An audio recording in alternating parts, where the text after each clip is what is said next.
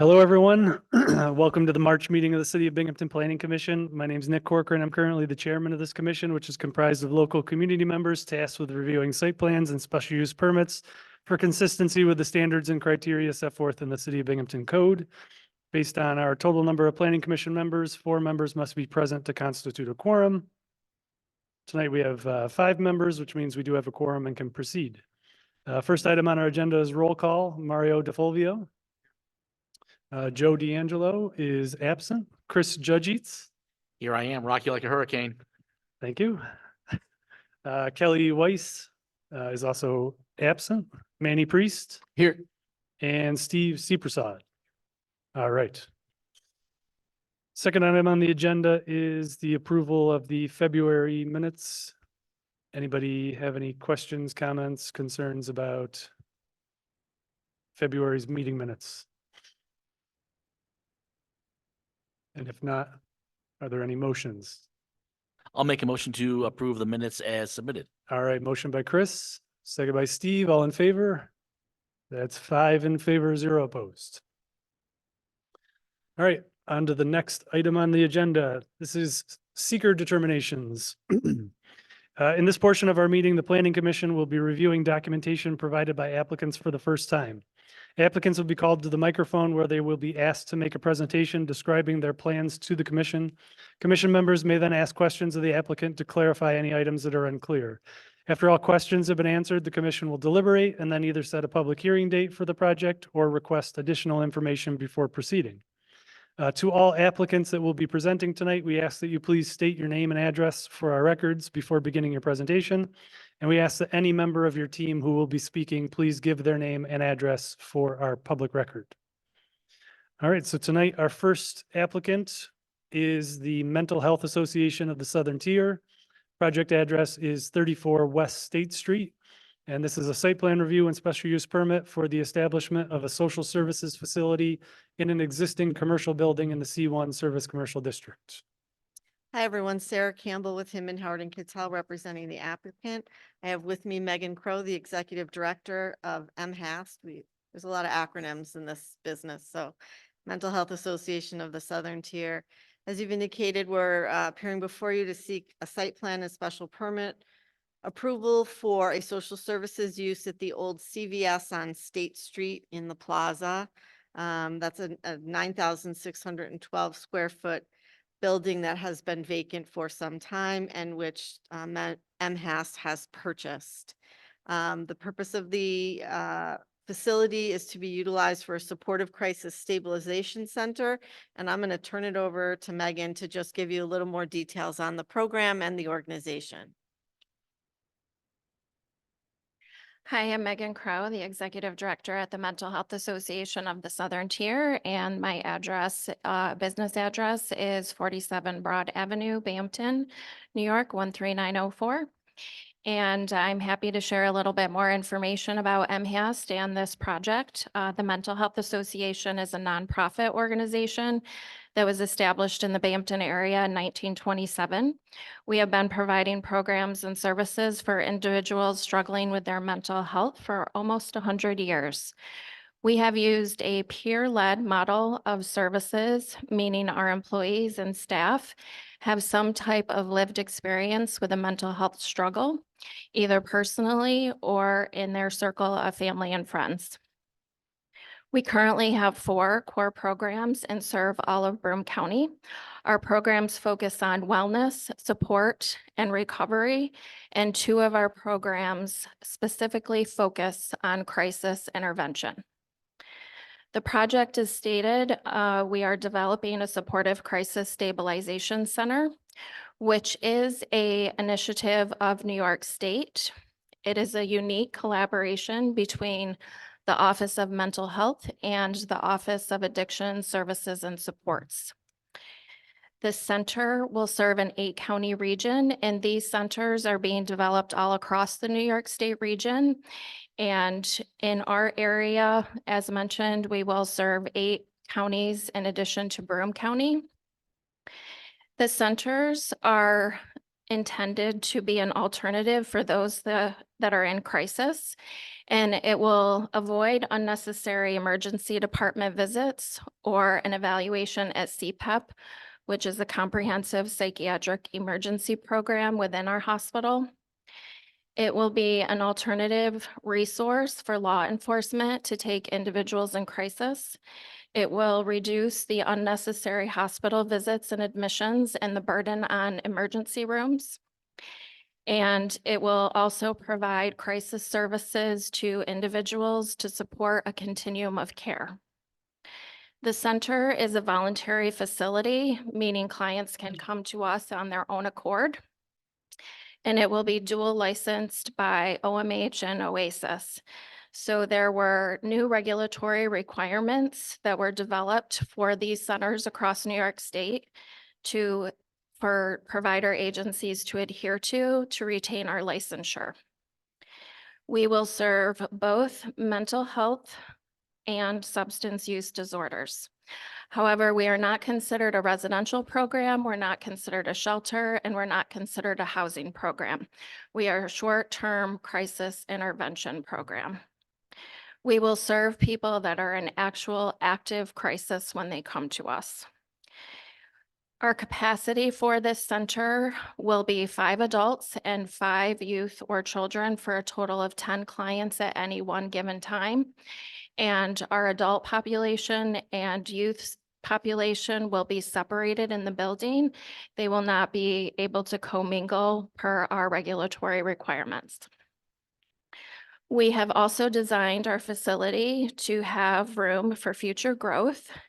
If we see an increased need in our community, we can serve 5 additional youth and 5 additional adults, provided we're licensed for additional capacity in the future. Clients can stay for up to 25 hours at the center. So again, short-term crisis intervention. The regulatory limit is 23 hours and 59 minutes. Staff are present for 24/7. And our requirements also mandate us to have professional licensed staff on site.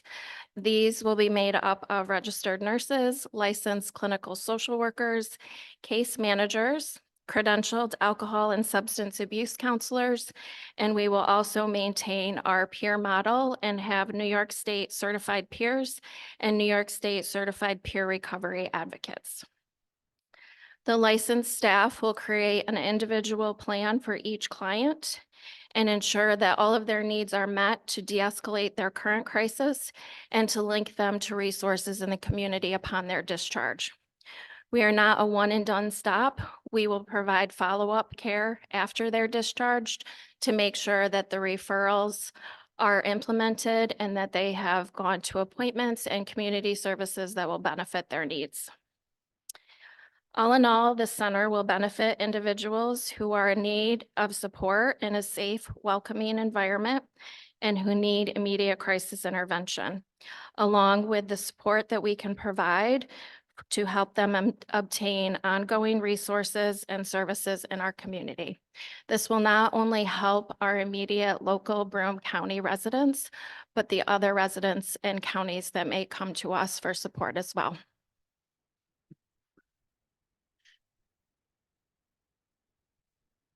Just turn it over for any questions that the board might have. It's pretty straightforward. The building is wide open. There'll be partitions put in, obviously appropriate rooms for the various services that are going to be provided. There's plenty of parking. You've seen the site plan. There's to be some exterior modifications, just cleaning up, painting, some modifications to the doors, front and rear, that kind of thing. And that is it. Chris? Hi. First question, you mentioned the current license capacity will be 5 adults and 5 youth. That's correct. So what happens when the 6th adults or the 6th youth shows up and the current 5 slots are already filled? What's the plan for that? I knew you were going to ask that question. We've had the opportunity to visit other centers that are already operating in New York State. So I would answer that question in the sense that clients are going to come to us at all given times. It could be morning, afternoon, evening, overnight. So none of that overlap is all going to be at the same time. People are going to be coming and going. And the turnover is not likely to bring us to capacity at one given time. If it does, however, we do have a waiting room space. We also have triage rooms and exam rooms. So the intent would be to allow somebody to wait until a room became available for them. Not being an expert in this field, have you, in talking with other agencies and the folks at CPAP and some of those places, determined that 5 adults and 5 kids would normally handle the volume that's needed of these, for these clients? Or how was 5 and 5 determined? Maybe that's the other question I should ask. We based on our numbers on data that and statistics that we looked at for this region and the outlying regions. And that was the number that we included in our RFP to the state. So that's what dictates us as far as capacity at this point, which is why, as I indicated, we would have additional future room space that we could request licensure for to meet any unknown needs at this time in case the need was so great from our service that we had to extend it to additional clients. Last question on this topic. What's the geographic range? Binghamton, southern tier? Yes, it's a southern tier region. So the counties identified in our region for this center include Broome, Tioga, Tompkins, Chemung, Shenango, Steuben, Schuyler, and Delaware.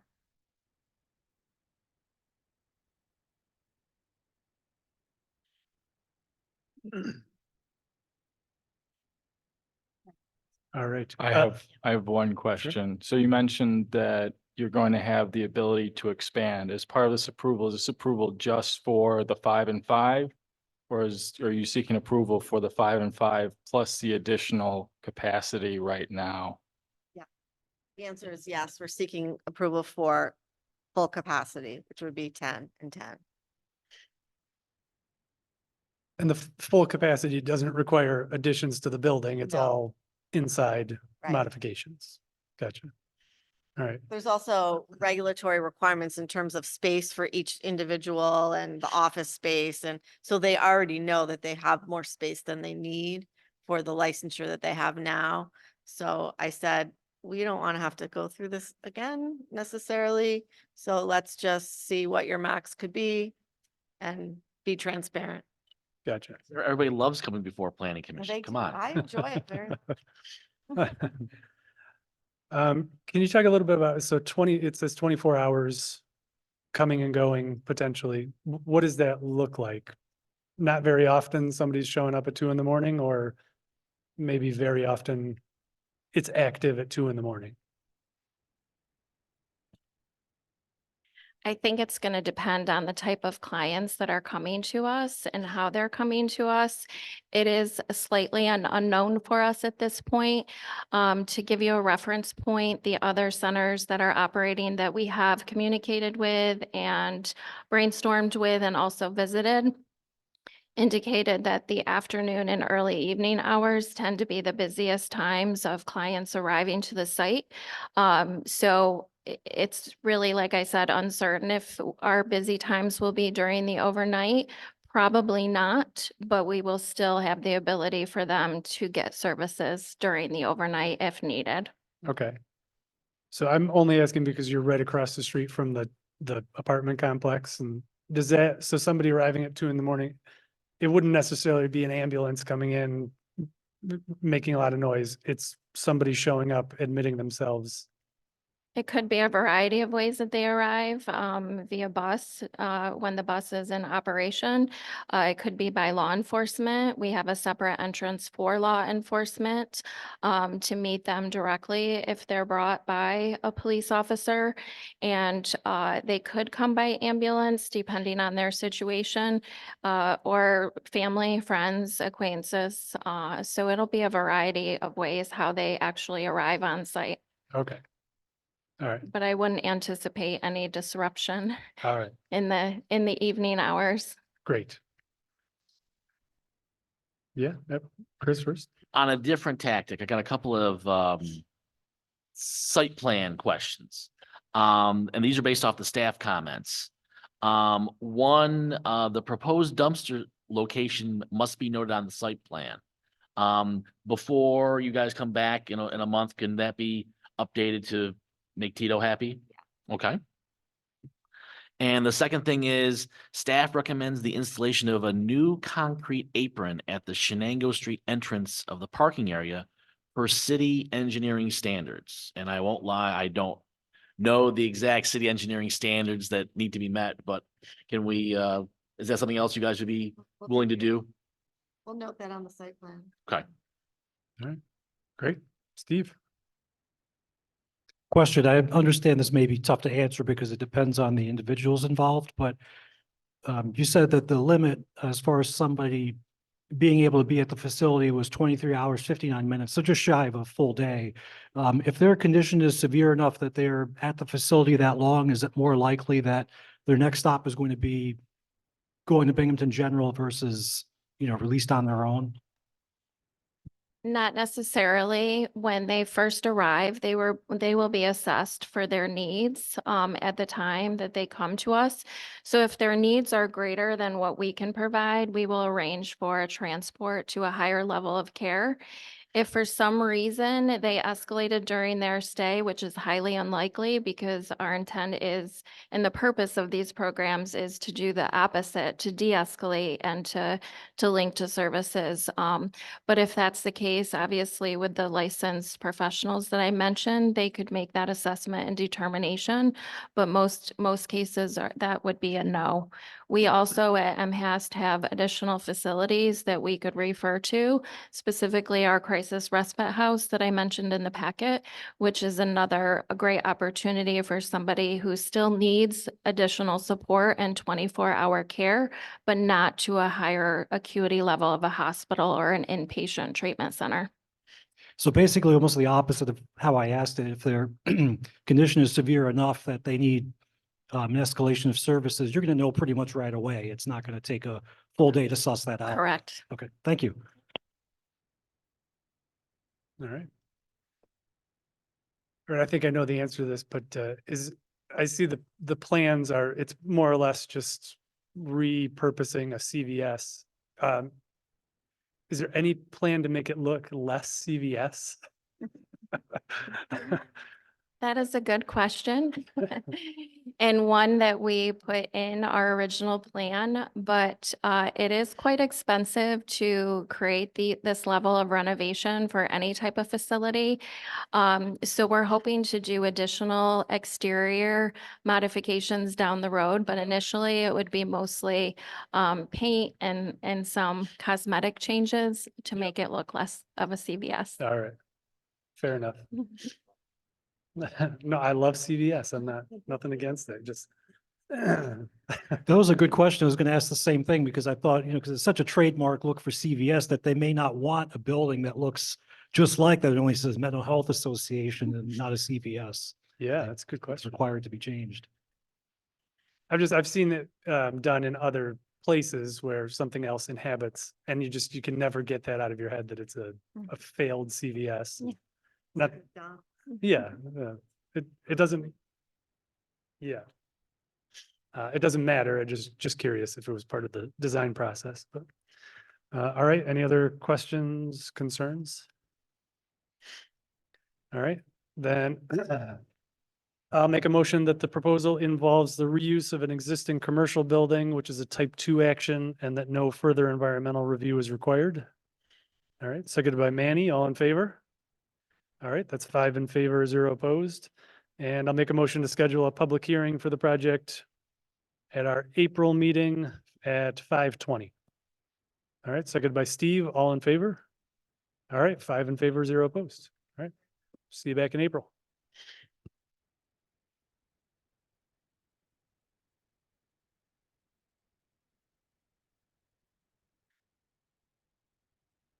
All right, our next seeker determination tonight is for the applicant Centerline Communications LLC.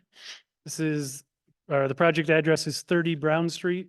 And this is a site plan review and special use permit for the construction of a 110-foot tall telecommunications tower and associated antennas in the I-2 Light and Medium Industrial District.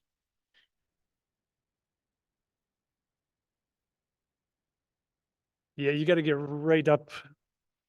Oh, Yep, there we go. All right. there you go. Good evening, Commissioners. My name is Jeff Twitty. I'm an attorney with Nixon Peabody in Rochester, New York, 1300 Clinton Square, Rochester, 14604 would be the business address there.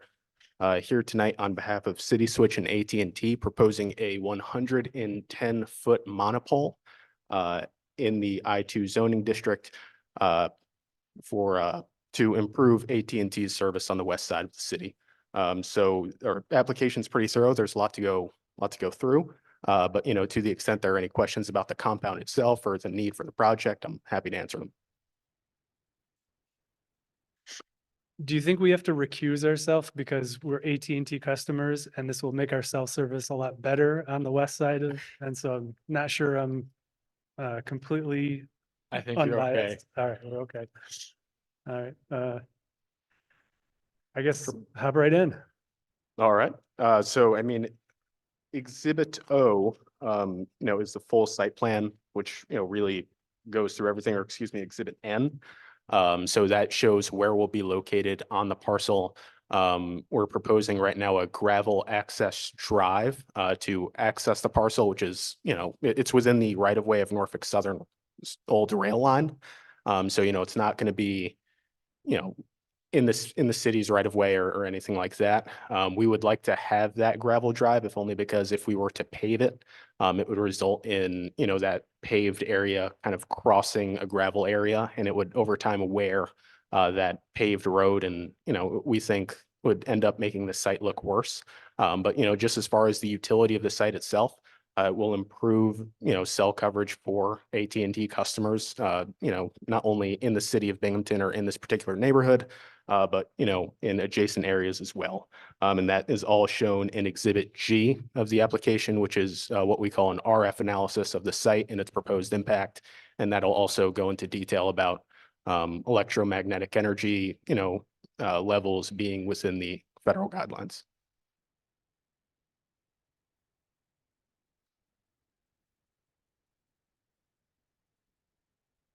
Chris, yes. So let's go back to the gravel. All right. In the staff comments, it mentions that a gravel access drive, gravel is not permitted surfing material in the city of Binghamton. And the site plan should be revised to show a compliant access drive paved with asphalt, concrete, or some other acceptable material. So one more time, why are you looking to buck the city's requirements and go to gravel and not? Sure. So certainly not looking to buck anything, and we're happy to take that as a condition to, comply with the city's code. Our concern is that, for the trucks that go to access the site, which won't be too often, maybe 1 or 2 times per month, there'll be, the lot already has gravel on it, and we will be using, they'll be on the lot when they're servicing the site. So, that would result in, it's a truck leaving a gravel area onto a paved driveway, which would, over time, the gravel would kind of rough up the edges of the paved driveway, we think, and result in a less tidy, if you will, site. But again, it's not something that we're, that we're really gunning for, but it's, something that we definitely prefer for the site, the gravel drive. Okay. Another question that was brought up on the staff report was concerning the height. Yes.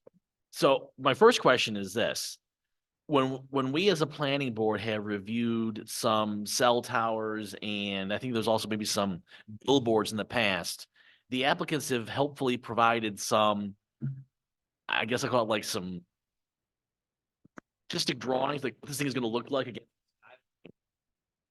Is that such a thing that you guys can provide for us? Like what this thing will look like compared to other buildings in the neighborhood? Like, so I can visualize in my head how tall 110 feet is?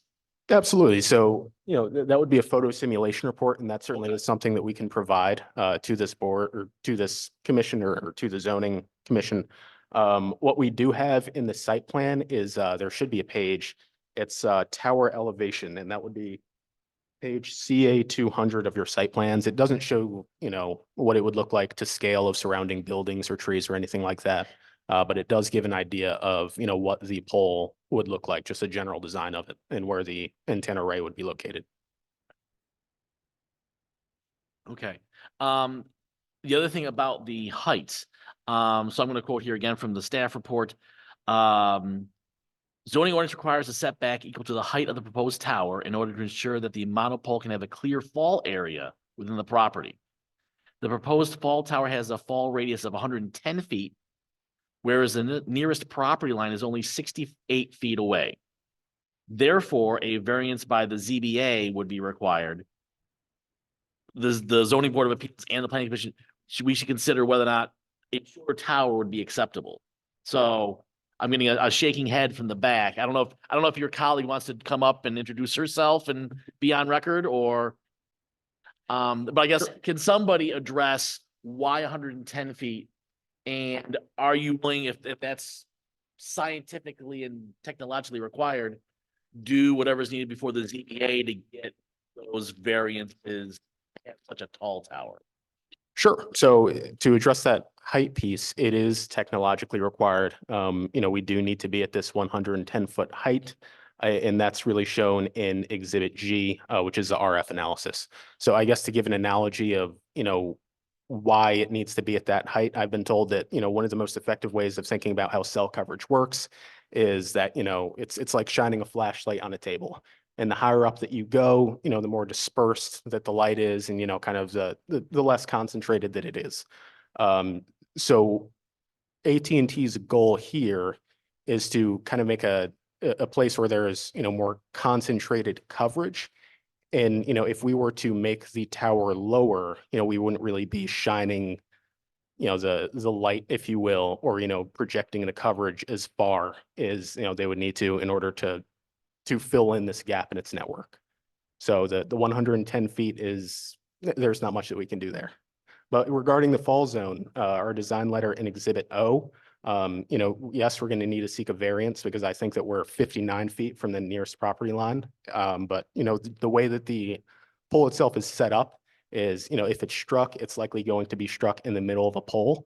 And the more realistic fall zone will be something closer to, 50 feet. But, it's still something that we're going to need to get a variance for because it should be at 110 feet. Okay. Would it be possible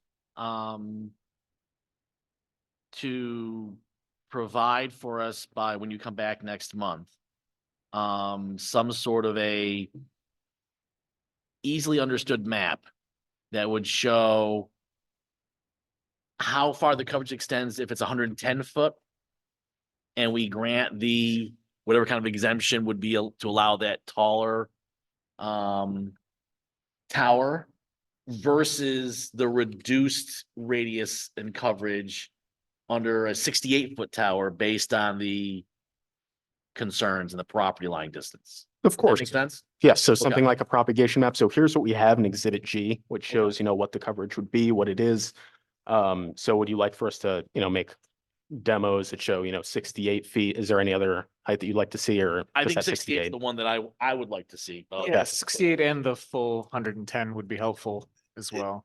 And Chris, that's my mistake. It should be 59.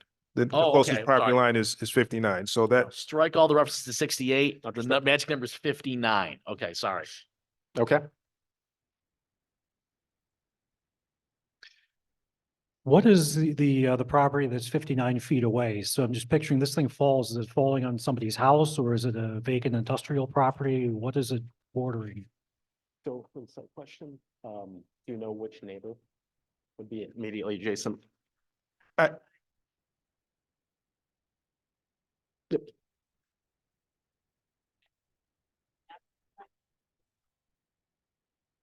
It's a factory or it's nothing? Okay.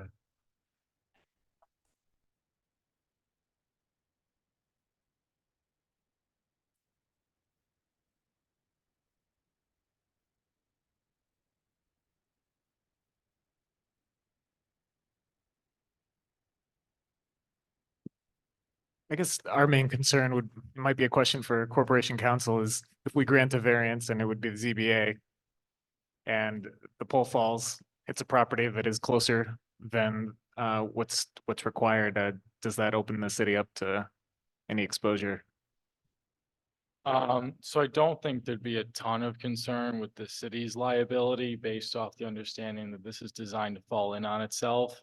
And also with the understanding that they're going to have their own insurance to cover anything that would happen with the antenna.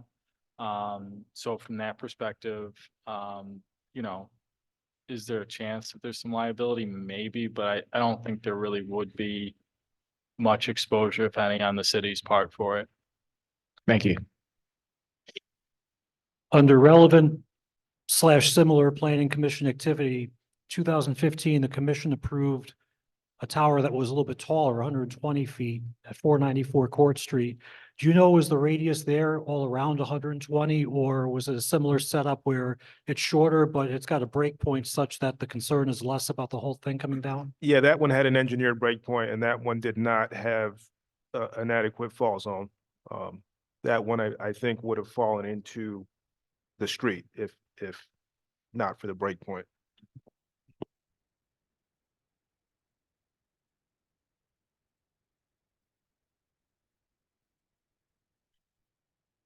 Chris? Yeah. One last from the staff report. Recommending the planting of evergreens along the front property line west of the access drive.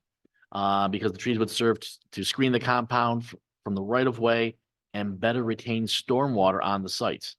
Would the applicant be willing to amend the site plan to include the planting of such greenery as to keep our folks in the planning department happy? I think that should be something that we're able to do.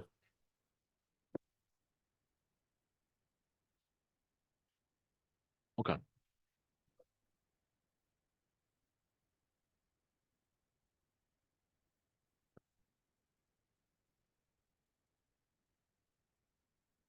All right. Any other questions, concerns?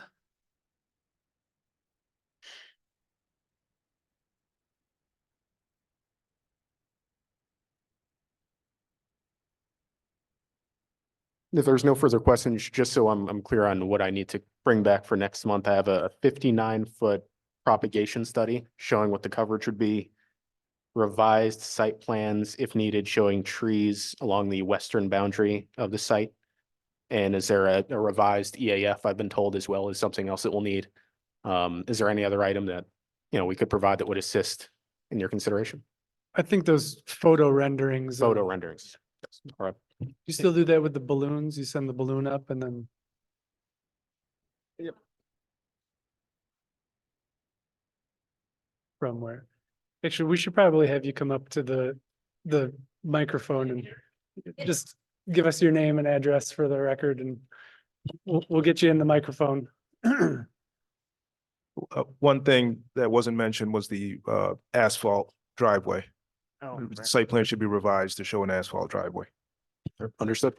All right. Yes, does anybody have any specific locations that they want? So they'll have to take a picture from somewhere and then insert the Photoshop in the, I don't care what the angle is, but it's an idea of some other building. Visual. yeah. But from north, south, east, west, you like one photo from each That'd be- that would be location? great. Yeah. Yeah. Can I suggest that the southern one be from Main Street? Yeah. So I'm just pulling up Google because I think you can see that. Can you see that area roughly from Glenwood?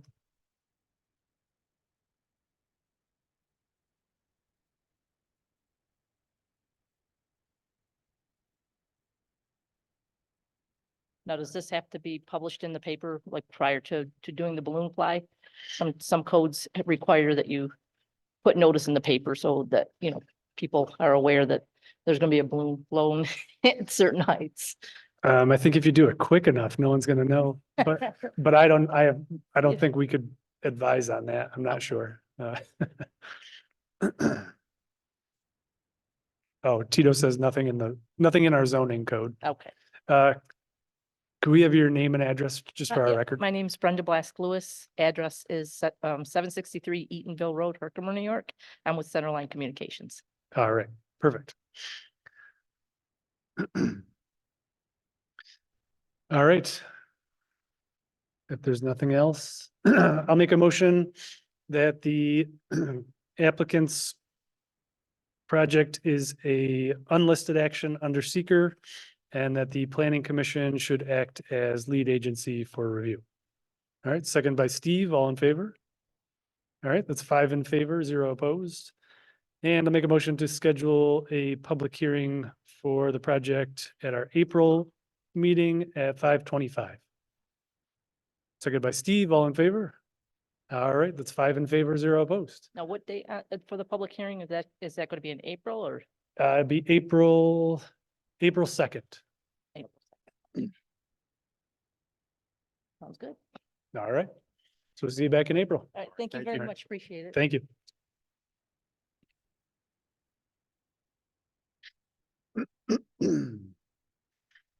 All right. Our next seeker determination is for the applicant, Bromberg. Project address is 348 Clinton Street. This is a site plan review and special use permit for the conversion of a ground floor of an existing commercial building into 1-bedroom apartment and an eating and drinking establishment / event venue in the C4 neighborhood commercial district. Before they start, I just want to note that I work with the applicant's architect, and I don't think it'll affect my decision-making in any way. I don't stand any monetary gain or anything from this, but I do work 4 offices down from the architect sitting at the table over there. The same company or separate? Yeah, for Binghamton University. Oh, yeah, you're fine. Okay. Just want to put it out there in the record. And also, did he go through the metal detector on his way in? Because, all right. Yeah. All right. So welcome, everybody. Oh, you might have to hit the button on that. Oh, greetings. Thank you for having us this evening. My name is Bram Berg. I'm the applicant for the first project is Binghamton 346-348 Clinton Street LLC applying for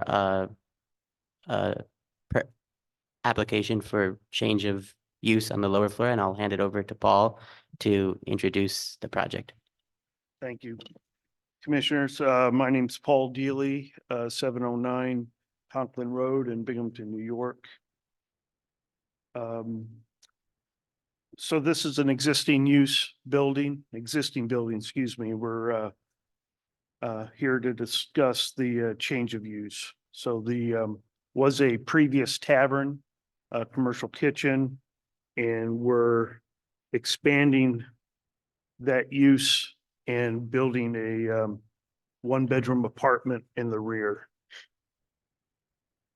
As you see from the site plan that it's on Clinton Street. No greenery to speak of, but so that's our presentation. Do you have any questions regarding the site plan? All right. Any questions, concerns? Pretty straightforward. I guess the only question I had is that the parking spaces in the rear of the building. Right, so It- the dark line is the actual property line. So there's 3 dedicated spaces to the building on the corner, which is 346.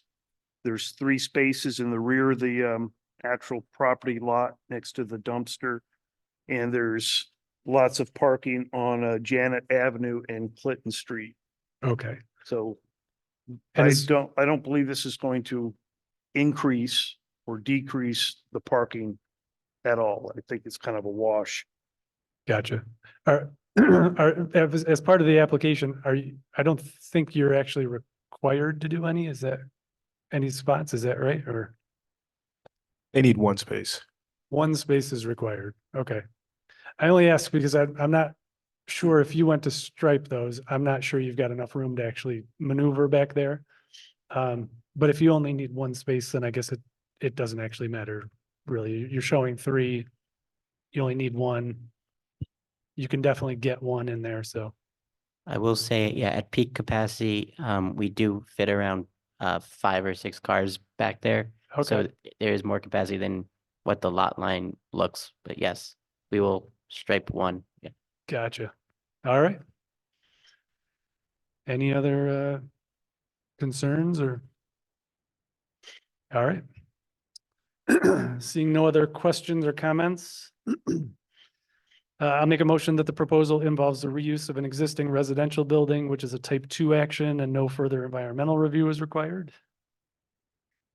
Second by Steve, all in favor? All right, that's 5 in favor, 0 opposed. And I'll make a motion to schedule a public hearing for this project at our April meeting at 5:30. Second by Chris, all in favor? All right, 5 in favor, 0 opposed. It's pretty straightforward. And you have the next one too, right? All right, don't go anywhere then.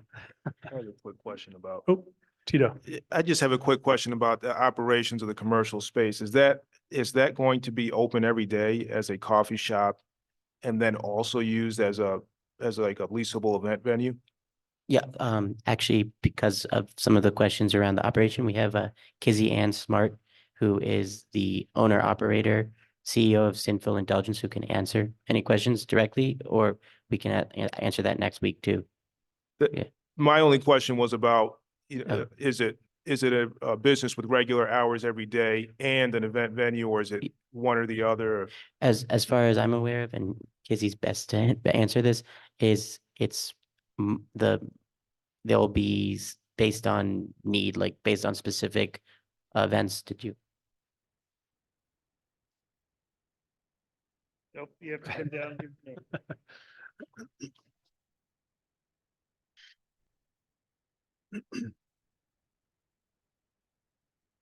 When you came all the way for the meeting, you might as well get on the microphone, right?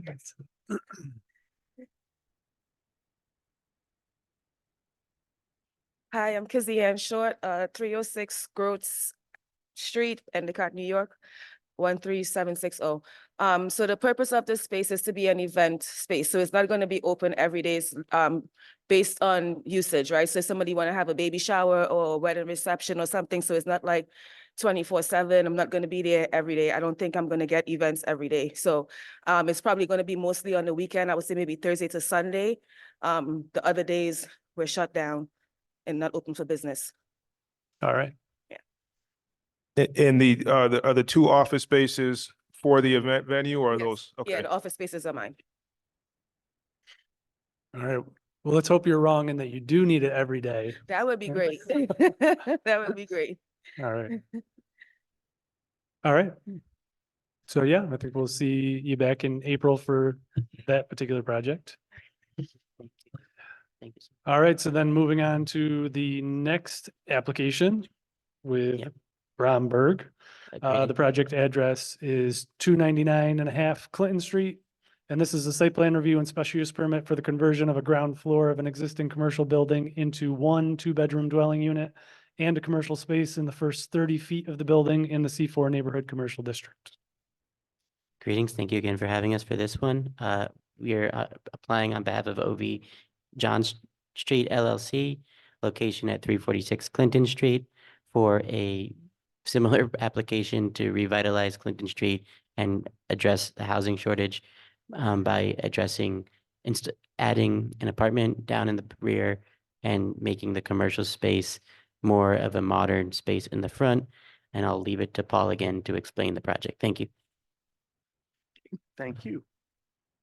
So on this one, where the lower level is completely deteriorated. And so the renovation, an opportunity exists to increase the living units. Per the site plan, there's dedicated parking in the front for the building, and there's an existing two-story residence behind this building that also has parking and a freestanding garage that is a two-car garage. Do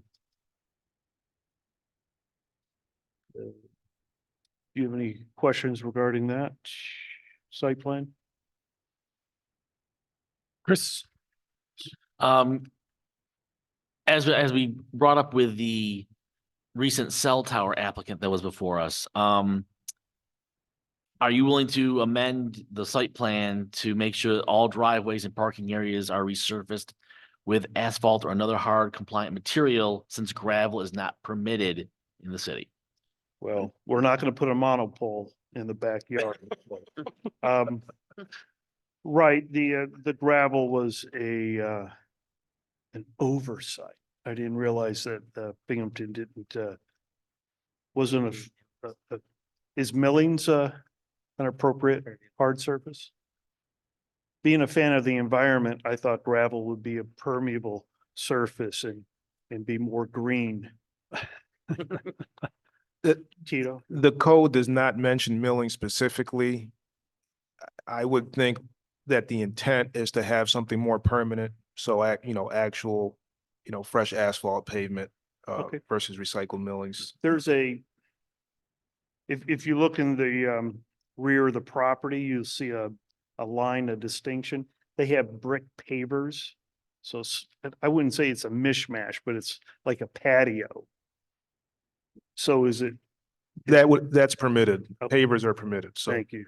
All right, then we'll put a permanent pavement down in lieu of the gravel.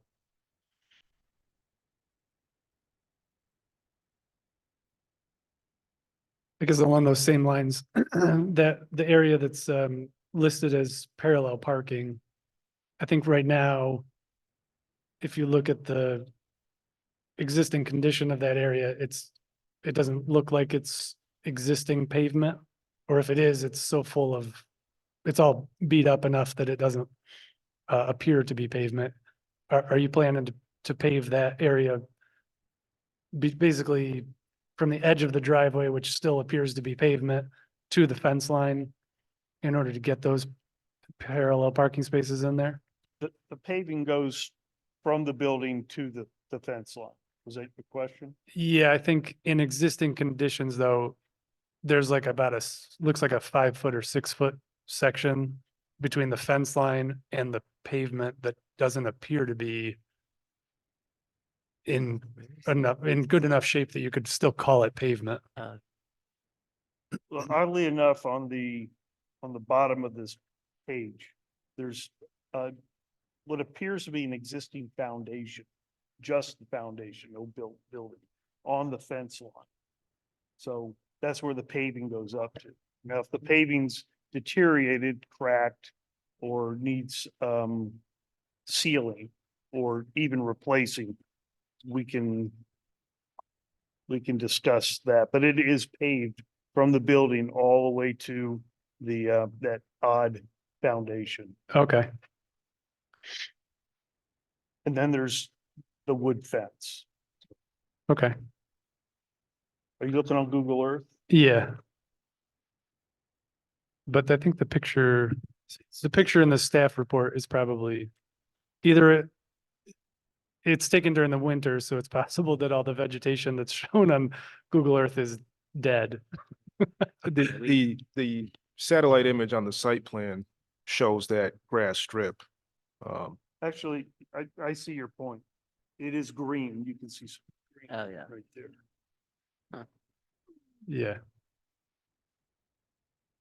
So I- it'd be- Just something to consider between now and the next meeting, I guess, whether you want to update the plan to just show pavement all the way. I guess the reason I bring it up is because if you have a site plan that shows it paved and then somebody for some reason complains in the future, if you don't do anything to address it and somebody complains, you'd either have to come back for a modification, which who knows whether you'd get approved, or you'd have to do it then emergency style rather than planning it out. So if it's shown on the plan, that's why kind of gotta be what you install. So just checking. We will make that consideration. Yeah. All right. All right. Any other questions, concerns? How about for this one, garbage plan? What's the plan for garbage?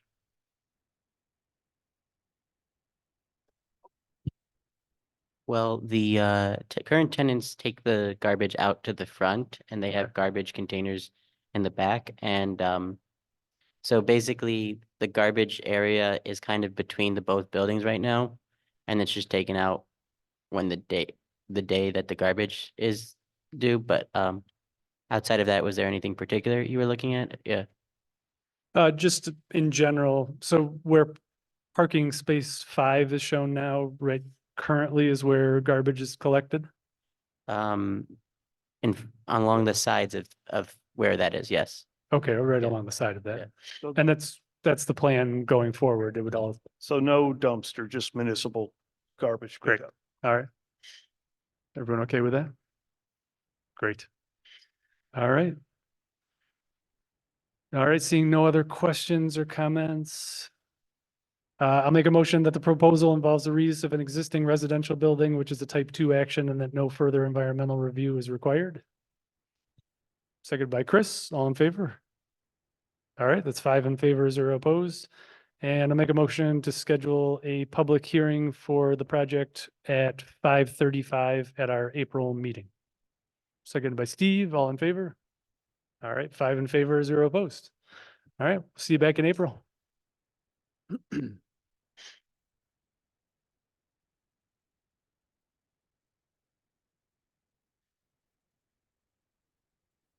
All right, our next applicant is Fairview Recovery Services. The project address is 110 Fairview Ave. This is a site plan modification review for the construction of a 12,750 square foot building with 20 sleeping units on an existing social services campus in the R2 1 and 2 unit dwelling district. Nick? Yes. Before they get started, when Fairview was before, this board, I don't know, whenever this was last, maybe 2 years ago or so, because I live within very close proximity to this location, I recused myself then, and I'd like to, assuming there's enough bodies to approve seekers and move on, I'd like to recuse myself again this time around. That sounds good. We're still at 4 with a quorum, so you should be good. All right, thank you. Welcome. Hello. So you're changing things up, huh? Well, let me tell you where we've come since the last time.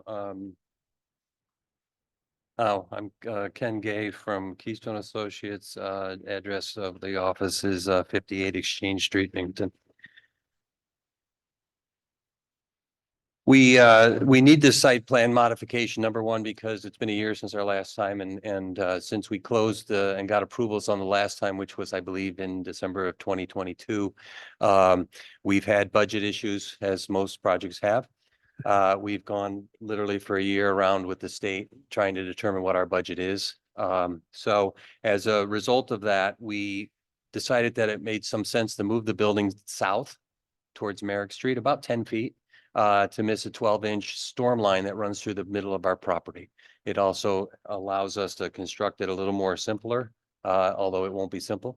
That also, so it was those budget constraints that forced us to look at some things a little differently. We did decrease the size of the building by about 700 square feet by making some internal elevator choices on our loading dock. that we can now not go directly into the building, which is what the owner preferred as we walked through it.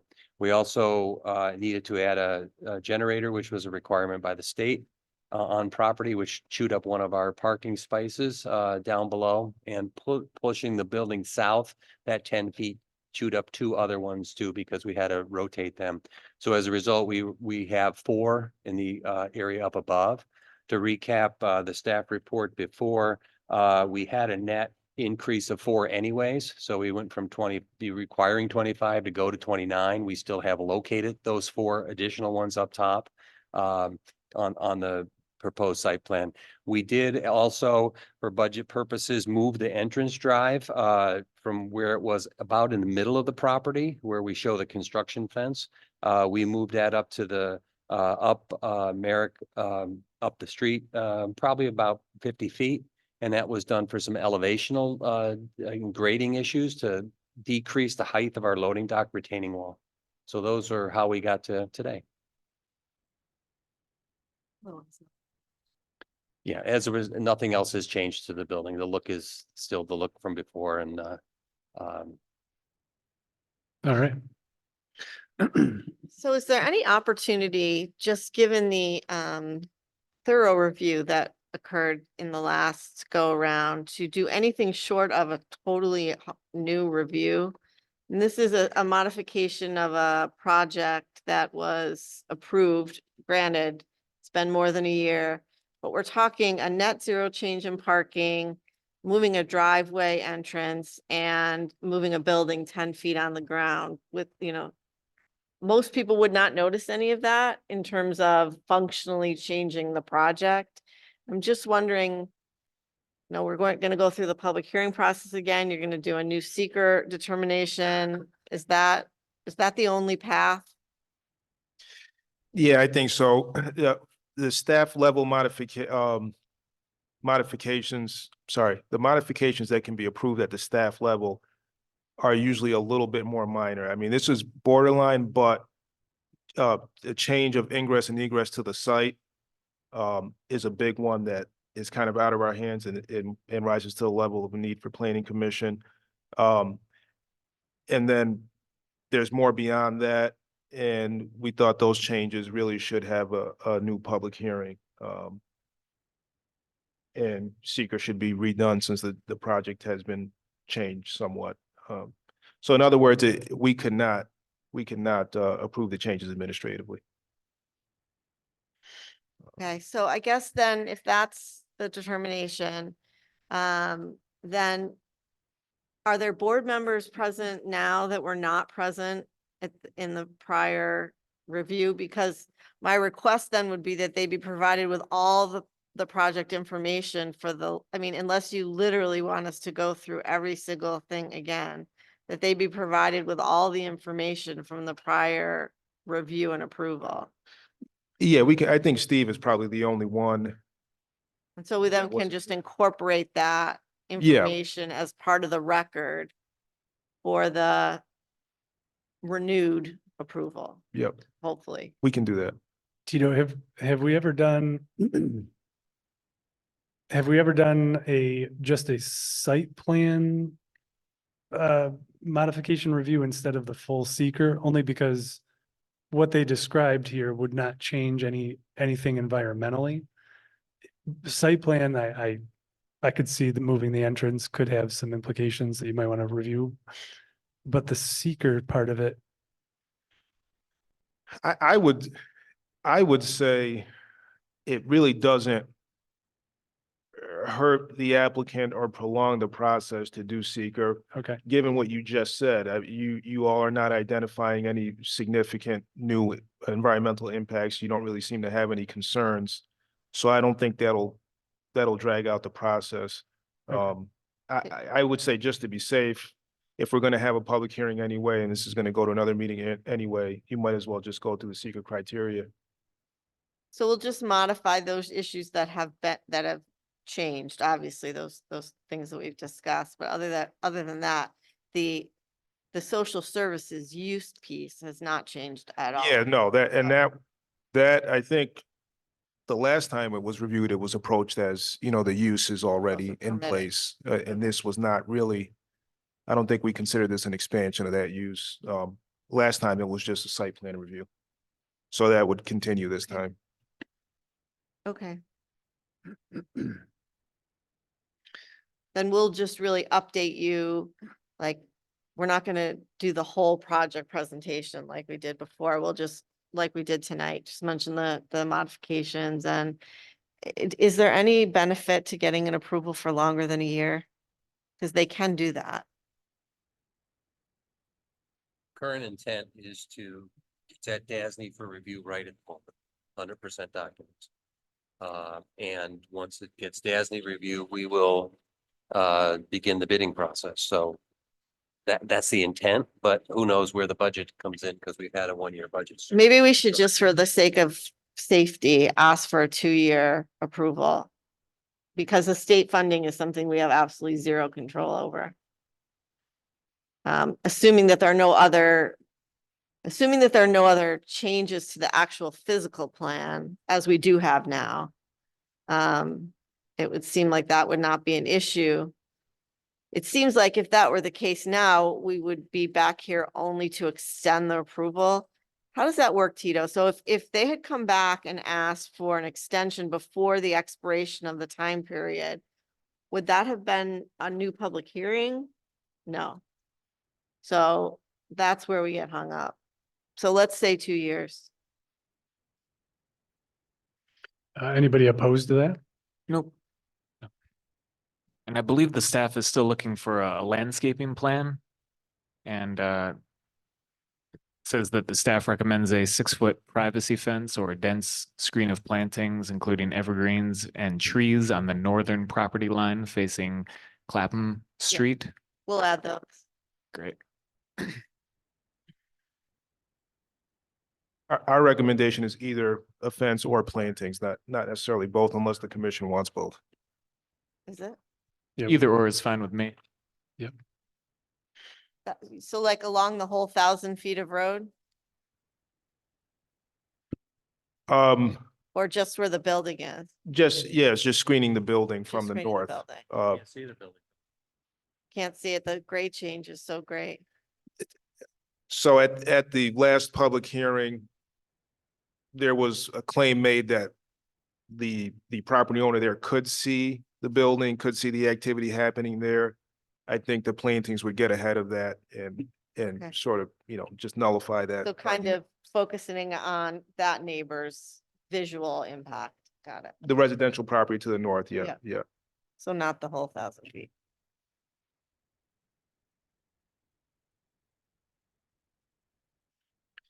Okay. Thank you.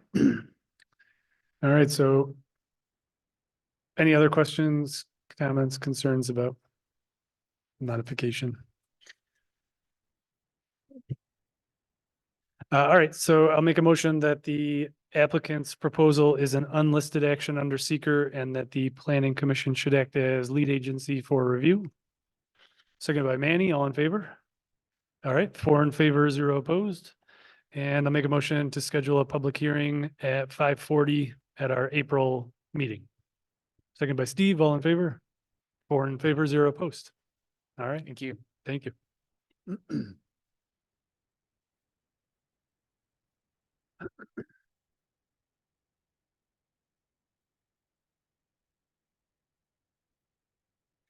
Tito, is there any way for when they advertise on the sign that goes up that it says clearly that it's not it's not, we don't need everybody to come comment on the entire thing again. It's just for moving a driveway and some parking spaces? And so in the legal notice, we'll try to spell it out as much as, those are usually kind of pretty bare bones, but we'll spell it out as much as possible that this is a modification. Okay. I'm just Maybe gonna we clear could- my evening anyway. Said I'm gonna clear my evening schedule anyway. but- Yeah. We can say it's just a modification of well, saying it's a change in building location still might get people worked up, but we'll try to Okay. craft the legal notice so that it's clear, that this isn't an expansion. That this Yeah. is not an expansion of what was proposed. It's just shifting some things around. And then at the public hearing beforehand, you could just let people know they don't have more than 5 minutes. Yeah. And, Okay. I bought a clock, by the way. We might have to break that out at the next meeting. Like So, that. all right. Thank you. Just play some music once it expires. Yeah. We'll play people off.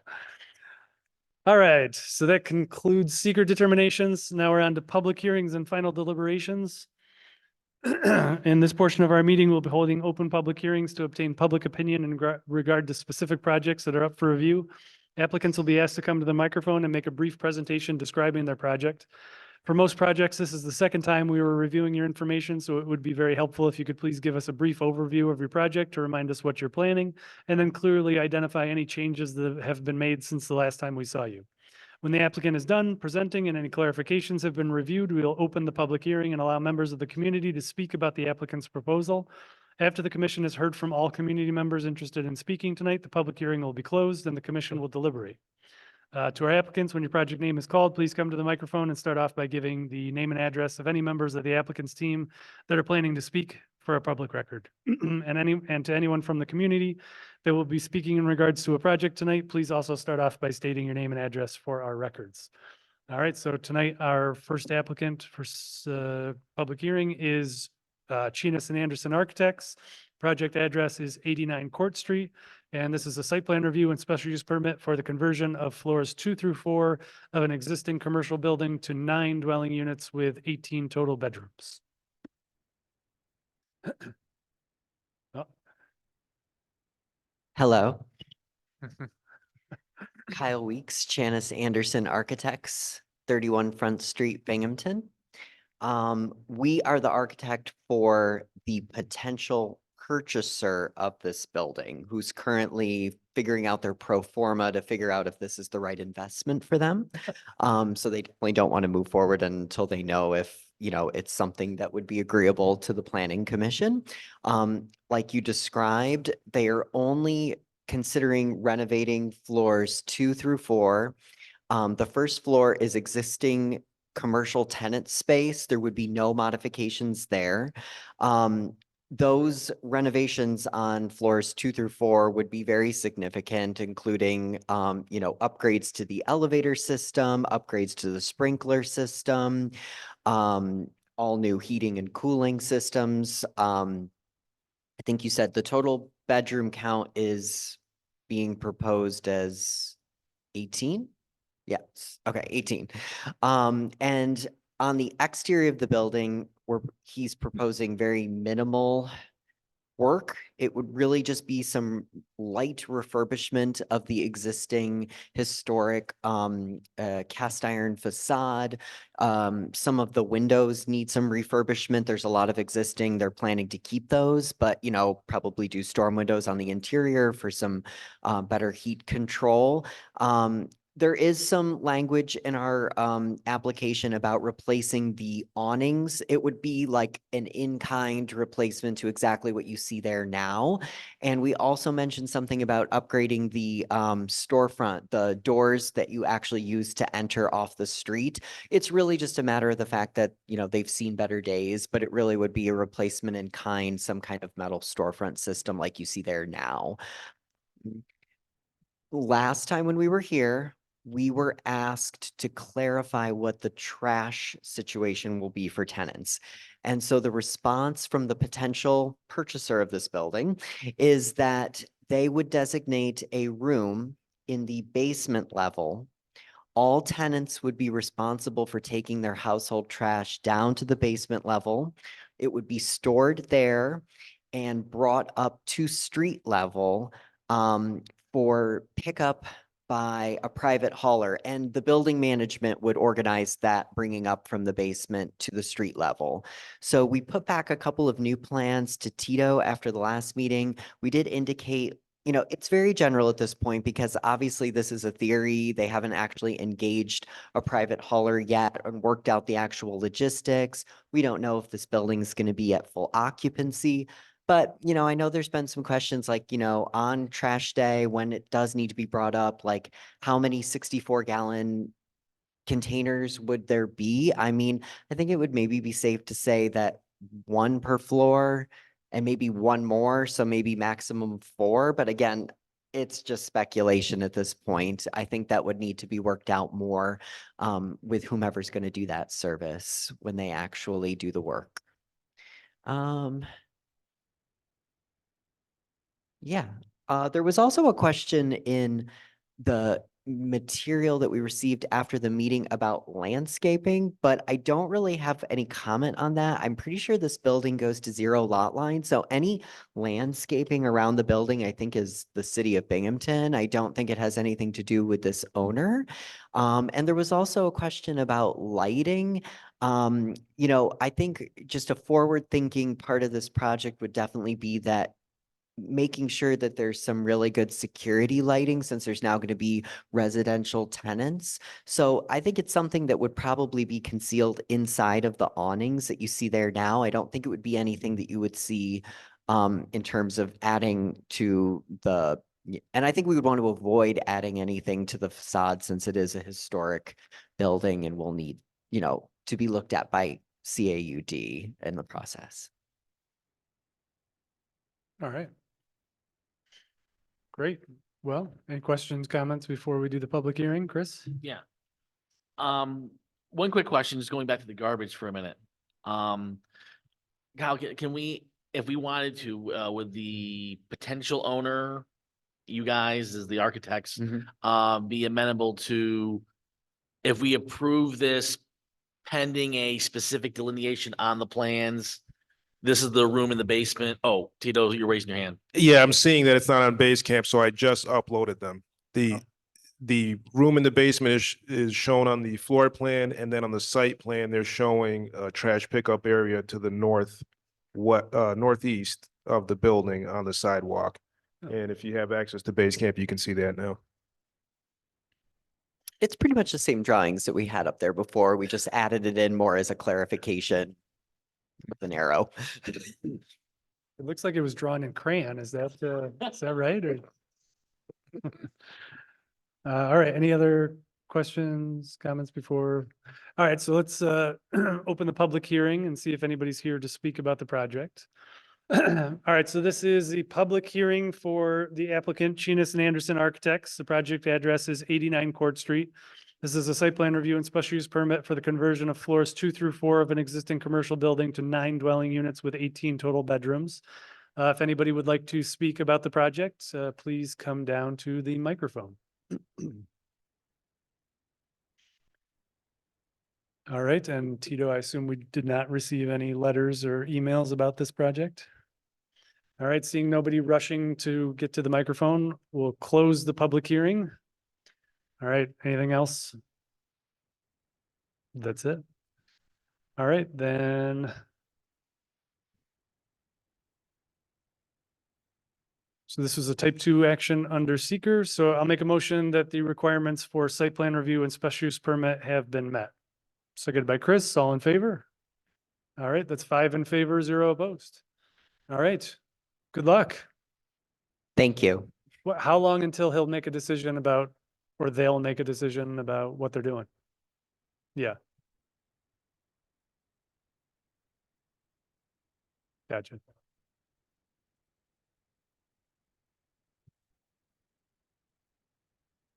Yeah, great.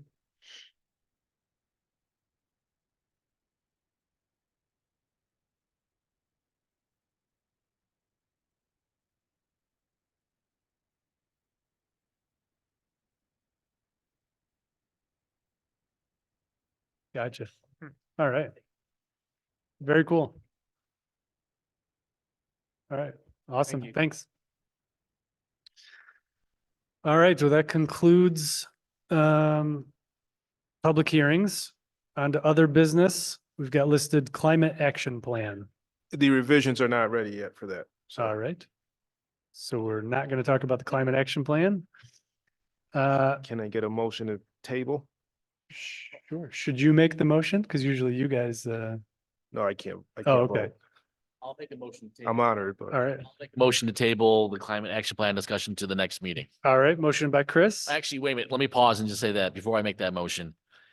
If we're gonna have a long meeting in April, Oh, Would it be okay to postpone it till May? So we're not here till 9 o'clock at night?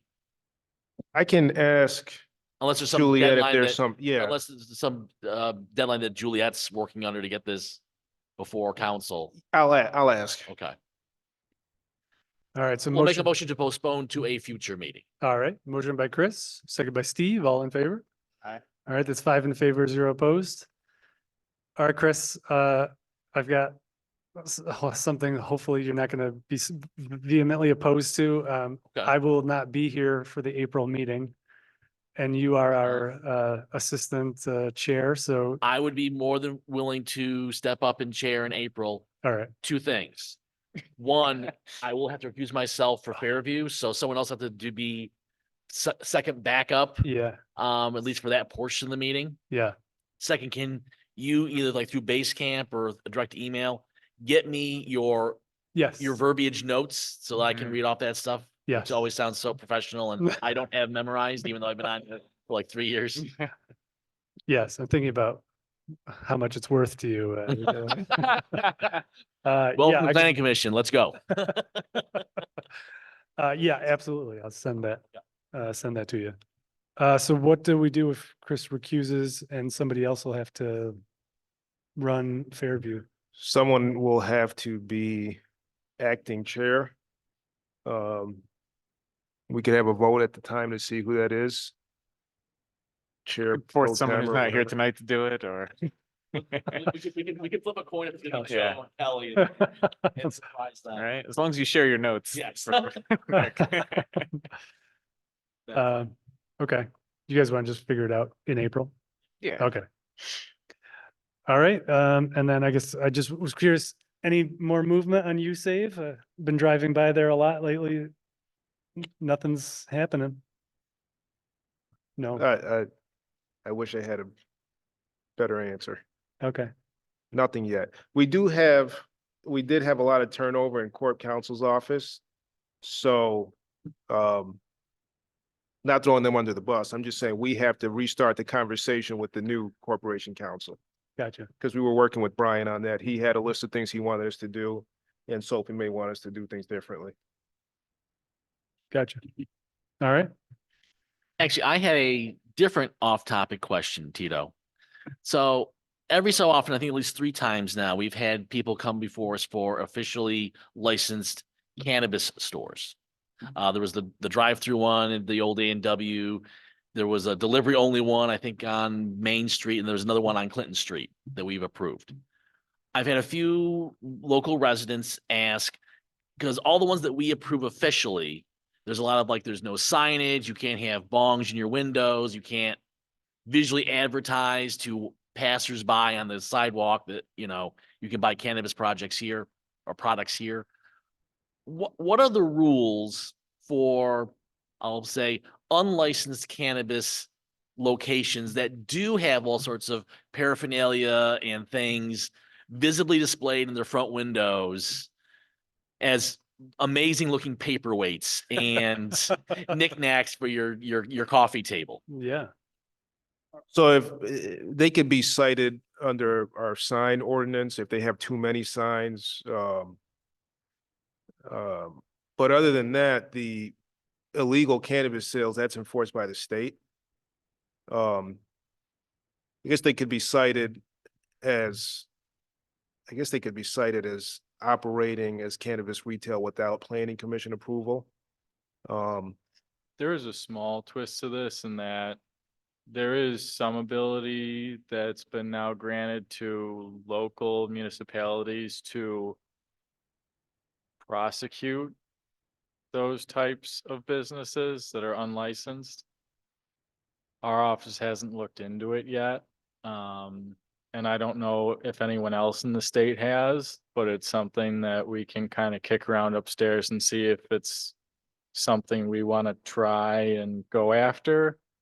I other think than the just referring to handful of state. residents that have had conversations with me, I think that their first question is, so who do we go to if we want to complain about store X visibly advertising you can buy stuff here? That would be the zoning officer for the advertisement piece. Okay. those signs obviously never got a sign permit, so that's one issue. And then there's probably other sign violations going on because they usually have the window plastered with all kinds of different neon signs and things. So they could start with the zoning officer. All right. Anything else? Motion to adjourn Second. by Manny. All right, second by Chris, all in favor? 5 in favor, 0 opposed. All right. Thank you.